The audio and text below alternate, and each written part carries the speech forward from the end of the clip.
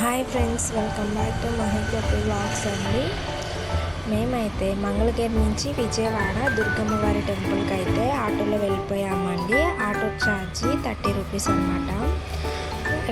ఇదైతే దుర్గమ్మ వారి కొండ అనమాట. నిన్న సండే రోజు జనం అయితే చాలా తక్కువ మంది ఉన్నారనమాట. మేమైతే ఆఫ్టర్నూన్ అయింది అక్కడికి వెళ్ళేసరికి. లోపలికి ఫోన్స్ అలో లేదు కాబట్టి తీసుకెళ్ళలేదండి. ఇంకా దర్శనం చేసుకొని వచ్చిన తర్వాత పైన శివాలయం దర్శనం చేసుకునేటప్పుడు మేమైతే ఫోన్స్ తీసుకొని వెళ్ళాం. అక్కడ ఇట్లా తాబేలు ఉంటే వీడియో తీసుకొని కొన్ని పిక్స్ తీయాం. అక్కడ నుంచి కూడా అదిగోండి కొండ పక్కన కృష్ణానది కూడా మనకు కనిపిస్తుంది అనమాట. కిందకి వస్తున్నాం అనమాట శివాలయాన్ని దర్శనం చేసుకొని.